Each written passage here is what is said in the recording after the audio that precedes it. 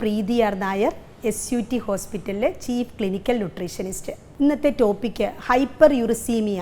ആഹാരത്തിൽ എന്തൊക്കെ ശ്രദ്ധിക്കണം? ഇന്ന് ഒട്ടുമിക്ക ആൾക്കാരും ഫേസ് ചെയ്യുന്ന ഒരു ഇഷ്യൂ ആണ് ബ്ലഡിൽ യൂറിക് ആസിഡ് നില ഉയർന്ന സ്റ്റേജിലാകുന്നത്, ഹൈപ്പർ യൂറിസീമിയ. ഇത് കൺട്രോൾ ലെവലിൽ നിർത്തിയില്ലെങ്കിൽ നമുക്ക് ഗൗട്ട് പോലെയുള്ള ഇഷ്യൂസ് ഉണ്ടാകാം.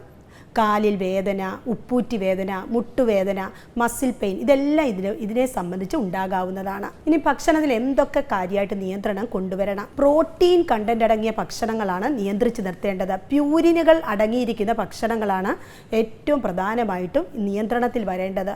അതിൽ പ്രധാനം റെഡ് മീറ്റുകൾ, ബീഫ്, മട്ടൺ, പോർക്ക് പോലെയുള്ള ഇറച്ചി വർഗ്ഗങ്ങൾ, മത്തി, ചാള, അയല, ചൂര പോലെയുള്ള മത്സ്യവർഗ്ഗങ്ങൾ, കക്ക, ഞണ്ട്, കൊഞ്ച് പോലെയുള്ള ഷെൽ ഫിഷസുകൾ.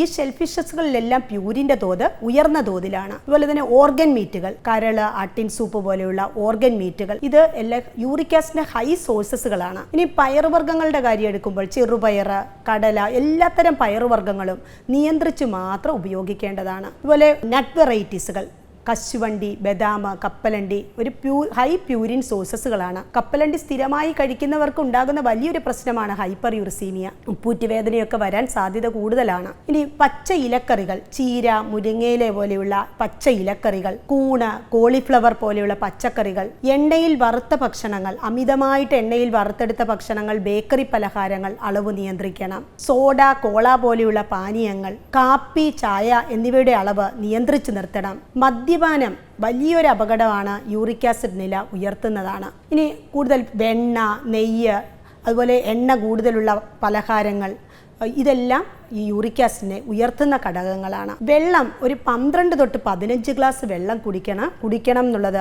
യൂറിക് ആസിഡ് നമ്മുടെ ശരീരത്തിൽ നിന്നും എക്സ്ക്രീറ്റ് ചെയ്ത് പോകുവാൻ സഹായിക്കും. നാരങ്ങ വർഗ്ഗത്തിൽപ്പെട്ട പഴങ്ങൾ ഉപയോഗിക്കുന്നത്, ദിവസവും ഒരു ചെറുനാരങ്ങ ഉപയോഗിക്കുന്നത് യൂറിക് ആസിഡ് താഴ്ത്താൻ സഹായിക്കും. ഇനി ശരീരഭാരം നിയന്ത്രിച്ച് നിർത്തേണ്ടതാണ്. ബോഡി വെയ്റ്റ് കുറയുന്നത് യൂറിക് ആസിഡും ബോഡി വെയ്റ്റുമായിട്ട് വലിയ റിലേഷൻ ഉണ്ട്. ശരീരഭാരം കൂടിക്കഴിഞ്ഞാൽ യൂറിക് ആസിഡ് നില ഉയരുന്നതാണ്. അതുകൊണ്ട് ബോഡി വെയ്റ്റ് കുറയ്ക്കാൻ വേണ്ടി പ്രത്യേകം ശ്രദ്ധിക്കണം. ഹൈപ്പർ യൂറിസീമിയ കണ്ടീഷൻ ആഹാരക്രമം പോലെ തന്നെ വ്യായാമം വേണം. വ്യായാമം വേണ്ടുന്നത് ശരീരഭാരം മെയിൻറ്റെയിൻ ചെയ്യാൻ വേണ്ടിയിട്ട് മാത്രം. കറക്റ്റായിട്ട് സിസ്റ്റമാറ്റിക്കായിട്ടുള്ള ഭക്ഷണവും അതുപോലെ തന്നെ ബോഡി വെയ്റ്റ് മെയിൻറ്റെയിൻ ചെയ്യുന്ന ഒരു ആഹാര ക്രമീകരണവും നന്നായിട്ട് ധാരാളം വെള്ളവും കുടിച്ചിട്ട് നമുക്ക് യൂറിക് ആസിഡിനെ പ്രിവെൻറ്റ് ചെയ്ത് നിർത്താം.